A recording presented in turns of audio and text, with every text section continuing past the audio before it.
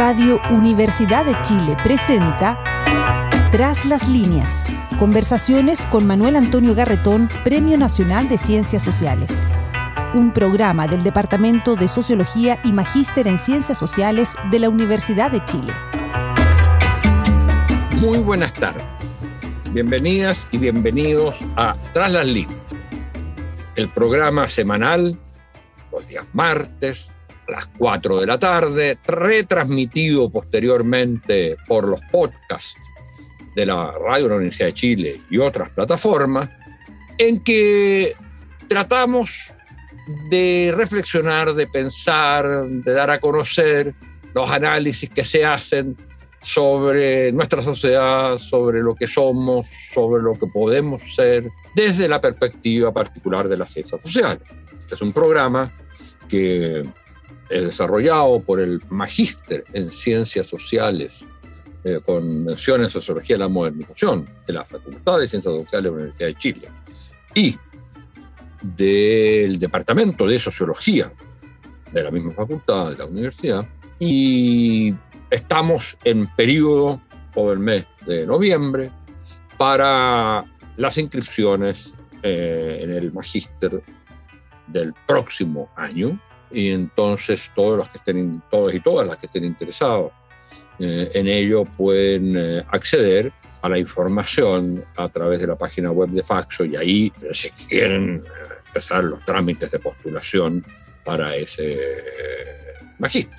Dicho eso, quisiera referirme a lo que hoy día vamos a hacer, que es algo, por lo menos para mí, muy novedoso. Se trata de una conversación con una investigadora del mundo de la literatura, pero también con conocimiento profundo de las ciencias sociales, que ha desarrollado su trabajo fundamentalmente en la Universidad de Chile y que reflexiona desde la literatura sobre lo que ha sido nuestro pasado, y no solo desde la literatura, también desde otras formas de arte,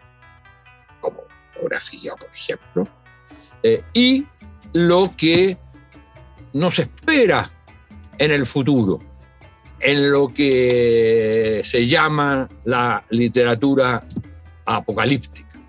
Se trata de Alejandra Botinelli Wolleter, profesora del Departamento de Literatura de la Facultad de Filosofía y Humanidades de la Universidad de Chile, coordinadora del área de literatura latinoamericana y chilena, fundadora del Diplomado en Literaturas del Mundo, Problemáticas Actuales. Ella actualmente está por un año en Alemania, en el Centro de Estudios Apocalípticos y Post-Apocalípticos de la Universidad de Heidelberg, de lo cual vamos a hablar y nos va a explicar, realizando una investigación actualmente sobre el cuerpo en los límites del término del tiempo, del fin del tiempo. Alejandra tiene muchos libros publicados sobre literatura del fin del siglo XIX, sobre temas de literatura chilena, pero particularmente me ha interesado conversar sobre dos de sus últimos artículos y trabajos que, curiosamente, se refiere uno al pasado y otro al futuro. Pero ambos nos hablan del presente. El primero de ellos es un estudio, yo diría, dramático, sobre fotografías, exposiciones en museos de antropología, que muestran, a través del acto fotografiar o de instalar museos, son una metáfora, a mi juicio, de la destrucción de los pueblos originarios. Y por supuesto, también hay la presentación y el análisis ahí de instalaciones y obras de arte que lo que buscan es exactamente lo contrario y restituir la dignidad, la historia real de esos pueblos. El análisis está hecho fundamentalmente a través de fotografías de cuerpos desnudos. Y lo que me parece fundamental es que hablando de trabajo del siglo XIX, digamos, y de comienzo del siglo XX, sin embargo no están hablando del gran problema de hoy, de uno de los dos grandes problemas de hoy, que es la deuda que tienen nuestros países, nuestros pueblos, de lo que fue la destrucción y el avasallamiento de los pueblos originarios. Y por otro lado, el otro estudio es un estudio en la línea apocalíptica, de lo que se llama estudio apocalíptico, y básicamente es estudio de literatura chilena sobre literatura apocalíptica chilena, donde ella analiza distintos cuentos y novelas para mostrar cómo de esa literatura apocalíptica podemos darnos cuenta de la naturaleza, de las características y del futuro de la gran crisis actual de nuestras sociedades, una de las cuyas dimensiones es la crisis medioambiental, pero que tiene otros aspectos. Bueno, para hablar de esto tenemos aquí a Alejandra, y yo quisiera partir con la pregunta respecto de si el mundo artístico de la fotografía y otros nos muestra un pasado que se destruyó, un mundo que se destruyó, seres humanos que se destruyen, pueblos que se destruyen. Y por otro lado, la literatura apocalíptica nos muestra los límites de nuestra situación y nos habla de lo que es nuestra crisis actual. ¿Qué salida hay? Empezó ahí, directo. Muchas gracias, Manuel Antonio. Bueno, gracias por la invitación a esta conversación. Estoy muy contenta de poder pensar junto contigo también estas cosas. Bueno, lo primero es decir que la conexión que tú haces entre estas dos cuestiones, ¿no? La cuestión del pasado que uno ubica de buenas a primeras como un pasado remoto, el pasado fin del siglo XIX, comienzos del siglo XX, es un momento que a mí me interesa mucho. Y yo me he ido dando cuenta que me interesa mucho justamente por su carácter de crisis también, ¿no? De crisis civilizatoria y en el caso latinoamericano, crisis fundamentalmente como transformación de las estructuras, el proceso de modernización. Me parece súper apasionante cómo se desarrolla y porque ahí me parece que siempre se dice esto, pero creo que en el contexto del cambio del siglo XIX al XX se produce una concentración de dimensiones que colisionan, ¿no? Uno de esos es el deseo, por supuesto, del discurso moderno, ¿cierto? Ilustrado y sobre todo el discurso modernizador de los estados latinoamericanos, en el caso latinoamericano, ¿cierto? Sobre lo que se requería, ¿no?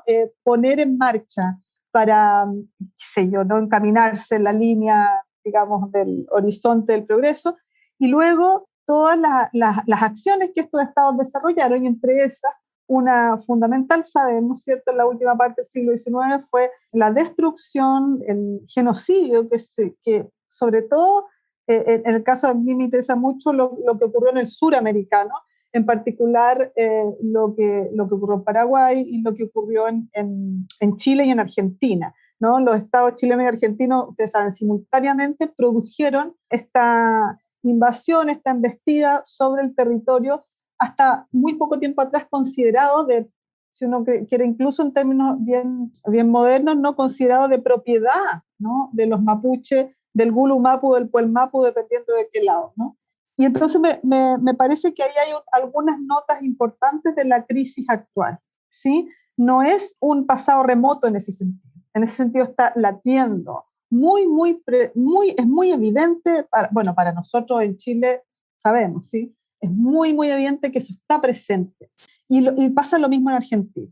y bueno, no solo en estos países, también en otros. Y por lo tanto no es un pasado que se haya osificado allá lejos, ¿no? Eso es una ficción, ¿no? Está funcionando con más fuerza incluso que algunos presentes, ¿no? Funciona de manera muy viva. Por eso a mí me interesó particularmente la fotografía, ¿no?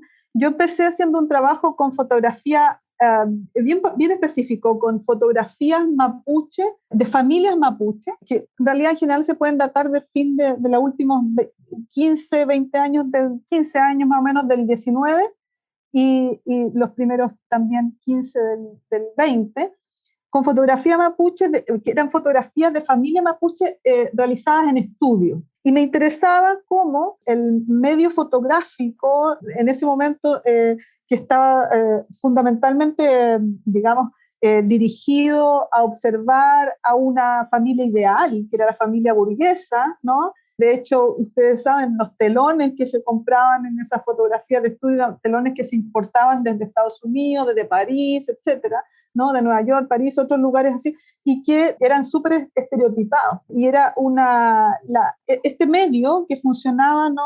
Como para mostrar y construir una tradición también, ¿no? Una ficción de tradición también en estas nuevas, ¿no? Como dice Bourdieu, los nuevos ricos también, ¿no? Cómo funcionaba y cómo se dislocaba. Y era dislocado también por los actores indígenas, mapuche en este caso. Y en realidad el interés fue incluso más básico, fue que una vez vi la foto que está en ese texto, me parece, ¿sí? De Inacayal, del gran guerrero del Puelmapu, el lado, digamos, de la cordillera hacia lo que hoy día consideramos llamado es Argentina, ¿no? Esa foto a mí siempre me impresionó, ¿no? Es una foto, la de Inacayal, donde él está observando directamente a la cámara, ¿no?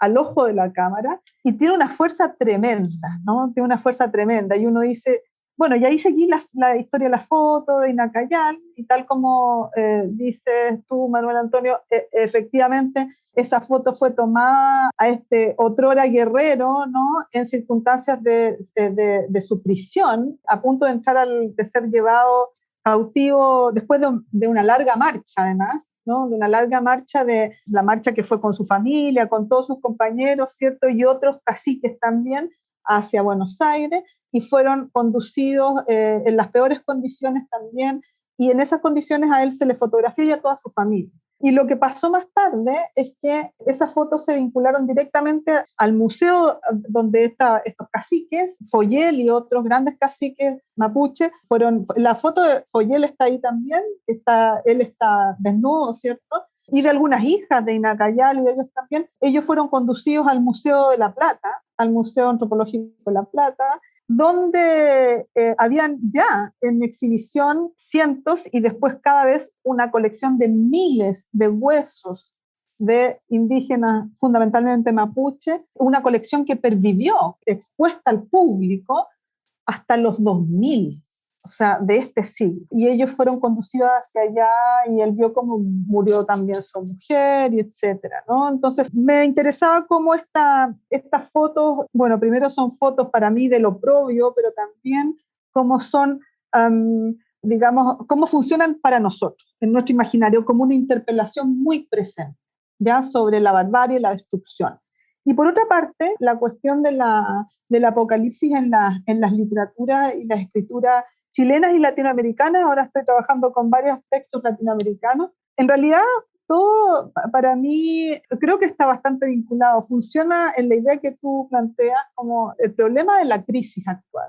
Uno observa lo que hoy día está pasando, como dice un estudioso alemán, ¿cierto? Fabian Schniedler, dice, él habla de la mega máquina, una máquina sin igual, ¿no? Una estructura sistémica sin igual en la historia en términos de su poder destructivo, ¿cierto? En términos de poder de fuego, ¿cierto? Inédito en la historia, y del nivel de explotación, digamos, depredadora sobre la naturaleza, que nos ha llevado hoy día, ¿cierto?, a toda esta discusión y a esta ya casi convicción, a esta discusión sobre el carácter de la época, ¿no?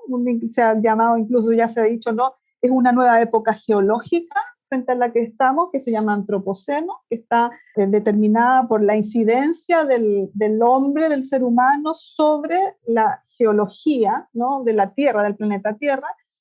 Pero no solo eso, sino la convicción, y esto por eso quiero decir que no es pesimista mi visión. Mi visión es todo lo contrario en un sentido, porque la convicción es que aquí va a haber una transformación. El planeta Tierra se va a transformar y tiene que haber una transformación política vinculada a eso, y no sabemos cómo va a ser esa transformación. Eso va a pasar, algunos dicen claramente, en la segunda parte de este siglo va a ocurrir, tiene que ocurrir. Ahora, ¿cuál es el carácter? ¿Cuál va a ser el carácter de esa transformación, digamos, civilizatoria?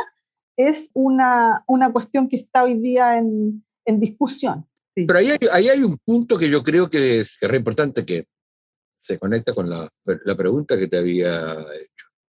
De acuerdo. Eso es, aceptemos que va a tener que haber una transformación, porque si no el mundo va a desaparecer. Bueno, también podría pasar que desapareciera. También podría pasar eso. Esa sería la gran transformación. Exacto. Exacto. Pero si no se quiere que haya la transformación, o sea, la realización absoluta del apocalipsis, digamos, si no se quiere eso, se dice que tiene que haber una transformación en un sentido, llamémosle, positivo. O sea, no la autodestrucción total, sino una, digamos, vuelvo a la palabra, puede ser mala, pero salida. Ahora, el problema es que eso todos podemos percibirlo. ¿Qué nos dice la literatura, tomando en cuenta, por ejemplo, las que tú estudiaste? ¿Qué nos dice en qué debiera consistir, o cuáles serían, yo entiendo que es un debate, pero cuáles serían los principios de esa transformación? ¿O solo nos dice, esto va para el caos y destrucción? No. Y ahí entonces, y no sabemos cómo va a ser la transformación, pero la transformación tendrá que haber. ¿No nos dice algo de cómo debiera ser esta transformación? Sí, dice cosas muy importantes que creo que están en el centro de la cuestión, ¿no? Porque claro, por eso digo, o sea, la transformación se va a producir igual en términos naturales y va a impulsar o no una transformación, digamos, positiva, como tú dices, en términos, digamos, de proyectar la vida, una vida digna también, o no.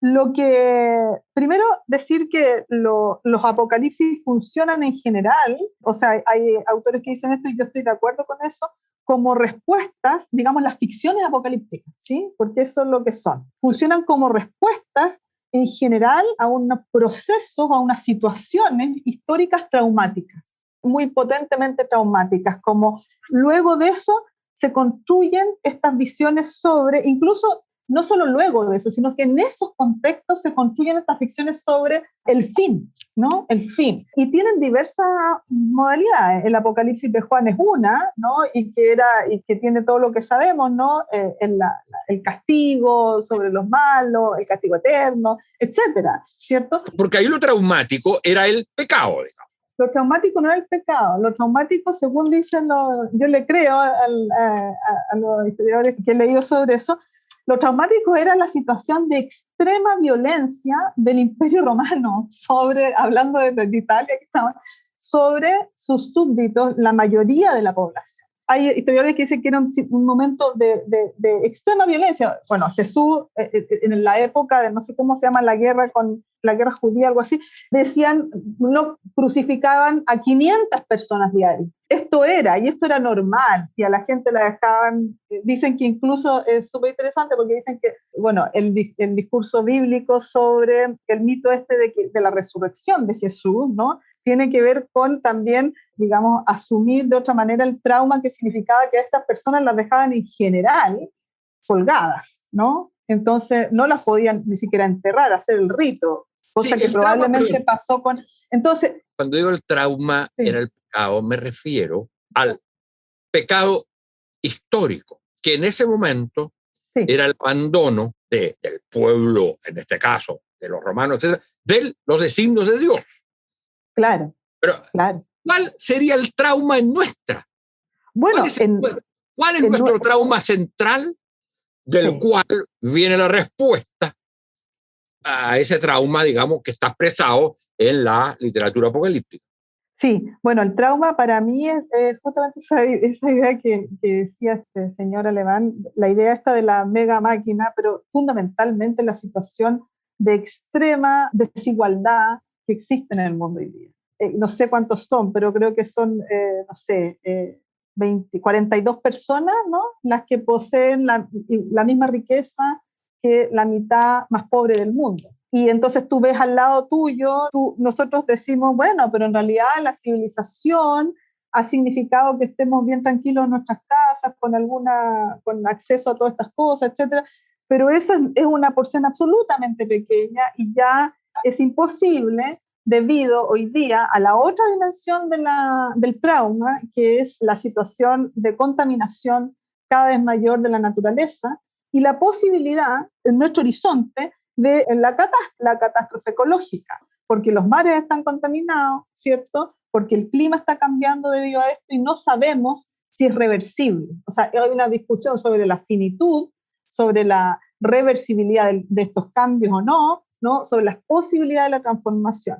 Entonces, ese es un trauma para mí, y bueno, la guerra y cada vez más, claro, además, debido a la situación de desigualdad, pero también a la devastación del territorio, la falta de agua, etcétera, los movimientos migratorios de personas que migran, digamos, para tener lo básico, ¿no? No es como en el siglo pasado. Entonces, bueno, lo que ve la literatura actual, en mi perspectiva, lo que está viendo la literatura y también la chilena, y quiero decir acá algo, que es lo que a mí me interesa mucho de esto, que es especialmente una literatura chilena, que es la literatura que se escribe o que se escenifica también en provincias. ¿Mm?